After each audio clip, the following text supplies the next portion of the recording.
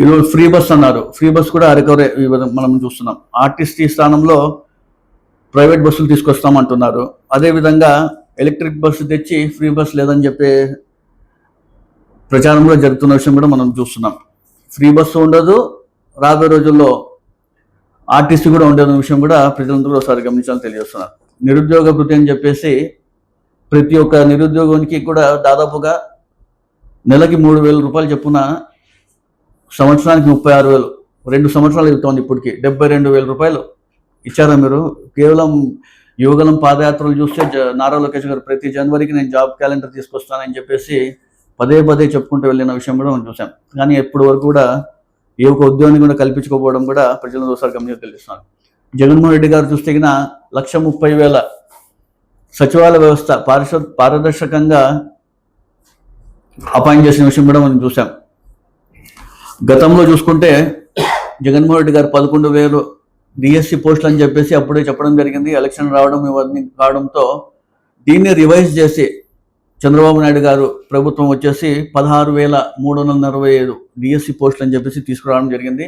మొదటి సంతకమే దానిపైన కూడా పెట్టడం జరిగింది. పరీక్షలు అయిపోయినాయి, అన్ని కూడా చేస్తాం. కానీ ఈ మధ్యకాలం చూస్తే డిఎస్సి పైన అనేక అక్రమాలు జరిగినాయి, అవినీతి జరిగిందని చెప్పేసి కూడా వార్తలు వస్తున్న కూడా మనం చూస్తున్నాం. ఈరోజు ఒక జీవో కూడా చూడడం జరిగింది. దీనిపైన ఎవరైతే మీరు ప్రశ్నిస్తారో, ఎవరైతే దీనిపైన మాట్లాడతారో వారిపైన డిఫర్మేషన్ కేసు వేస్తూ క్రిమినల్ కేసు కూడా పెడతామని చెప్పేసి కూడా ఈరోజు ఒక జీవో కూడా చూడడం జరిగింది. అంటే వాస్తవాలు వస్తున్న పైన కూడా మేము మాట్లాడితే ముందే మమ్మల్ని బెదిరిస్తున్నారు. ఖచ్చితంగా మీరు దీనిపైన మాట్లాడితే మేము దీనిపైన మేము ఖచ్చితంగా కేసులు పెట్టాలని చెప్పి కూడా ప్రజలందరూ కూడా ఒకసారి గమనించాలని కూడా తెలియజేస్తున్నారు. పెన్షన్ సంబంధించి చూసుకుంటే జగన్మోహన్ రెడ్డి గారు 66 లక్షల పెన్షన్స్ ఇవ్వడం జరిగింది. చంద్రబాబు నాయుడు గారు చూస్తే అధికారంలోకి వచ్చినప్పటి నుంచి ఆయన 6 లక్షల పెన్షన్లు తీసేయడం జరిగింది. 2 సంవత్సరాల కాలం అవుతోంది, ఇప్పటి వరకు ఒక కొత్త పెన్షన్ ఇవ్వలేదు. జగన్మోహన్ రెడ్డి గారు అయితే అర్హత ఉండే వాళ్ళు ప్రతి ఒక్కరికి 6 మంత్స్, ఎవ్రీ 6 మంత్స్కి కొత్త పెన్షన్స్ ఇచ్చేవారు. ఇప్పటికి దాదాపుగా 2 సంవత్సరాలు అయిపోయింది. ఎంతమంది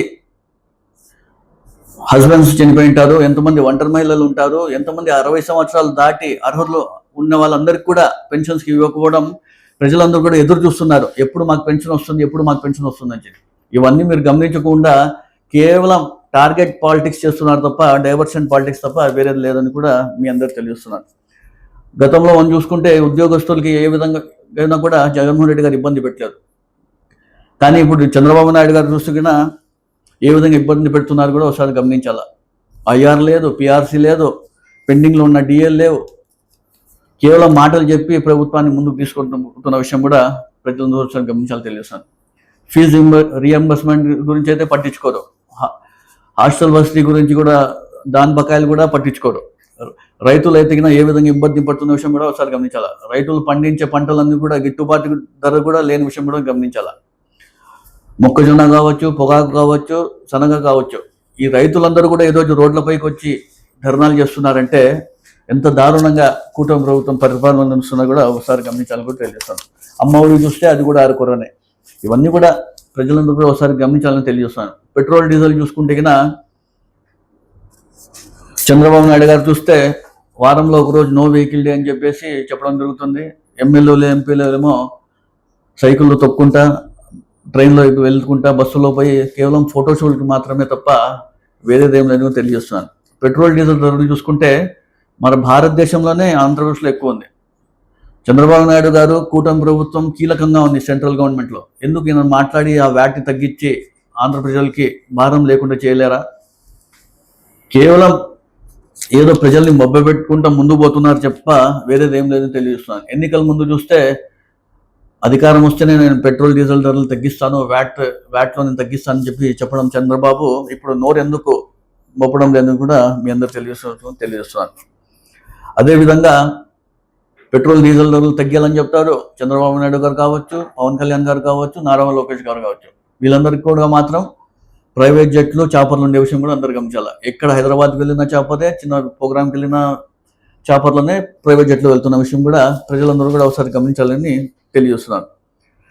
మొన్నటి రోజున జగన్మోహన్ రెడ్డి గారు ప్రెస్ మీట్ పెట్టి వివరణంగా ఇప్పుడు జరుగుతున్నటువంటి పరిపాలన ఏమేమి జరుగుతున్నాయి, కూటమి ప్రభుత్వంలో చేస్తున్న అక్రమాల అవినీతిలో అమరావతికి సంబంధించి కావచ్చు, పోలవరం సంబంధించి కావచ్చు, అనేక వెల్ఫేర్ స్కీమ్స్ సంబంధించి కావచ్చు, ప్రతి ఒక్కటి కూడా సబ్జెక్ట్ వైజ్గా చెప్పుకుంటూ ఆయన ముందుకు పోతుంటే ఏ ఒక్కరు కూడా దానికి సమాధానం ఇవ్వకుండా కేవలం జగన్మోహన్ రెడ్డి గారికి సమాధానం ఇచ్చే దమ్ము ధైర్యం లేక వీళ్ళ దగ్గర ఆన్సర్లు లేవు కాబట్టి మీకు సమాధానం ఇవ్వకూడదు అనుకుంటే మౌనంగా ఉండండి, కానీ పర్సనల్గా టార్గెట్ చేసి మాట్లాడడం ఇది ఎంతవరకు సమంజసమో తెలియజేస్తున్నాను. కేవలం ఒక మనిషిని టార్గెట్ చేసి ఎమ్మెల్యేలు కావచ్చు, మంత్రులు కావచ్చు, మీ పదవిలో ఉన్నటువంటి నాయకులు ప్రతి ఒక్కరు కూడా జగన్మోహన్ రెడ్డి గారి పైన మాట్లాడడం ఎంతవరకు ఇది సమంజసమో తెలియజేస్తున్నాను. ఏమైనా మాట్లాడితే సమాధానం ఇవ్వండి తప్ప మీరు పర్సనల్గా టార్గెట్ చేసి వైఎస్ రాజశేఖర రెడ్డి గారి గురించి మాట్లాడతారు, వాళ్ళ కుటుంబం గురించి మాట్లాడతారు. అయ్యా ఇవి రాజకీయాలు చేయండి, కానీ ఇంత నీచంగా రాజకీయాలు దిగజారి రాజకీయాలు చేస్తున్నారంటే కూడా ఒకసారి ప్రజలందరూ కూడా తెలియజేయాల్సిన అవసరం ఎంతైనా ఉంది. మీరు కేవలం డైవర్ట్ పాలిటిక్స్, టార్గెట్ పాలిటిక్స్ చేస్తున్నారు. పాలసీస్ పైన ఎవరు మాట్లాడడం లేదు. ప్రజలందరూ కూడా గమనిస్తున్నారు. జగన్మోహన్ రెడ్డి హయాంలో ఏమేమి చేశారు, 5 ఏళ్లలో ఏమేమి అభివృద్ధి కార్యక్రమాలు చేశారు, ఏమేమి మంచి చేశారు అన్ని కూడా చూశారు. ఈ 2 ఏళ్ల కాలంలో మీరు చేస్తున్న అరాచకాలు, అవినీతి, అక్రమాలు, మీ దౌర్జన్యాలు అవన్నీ కూడా ప్రజలందరూ గమనిస్తున్నారు. రాబోయే రోజుల్లో ప్రజలు మీకు అందరికీ బుద్ధి చెప్తానని తెలియజేస్తున్నారు.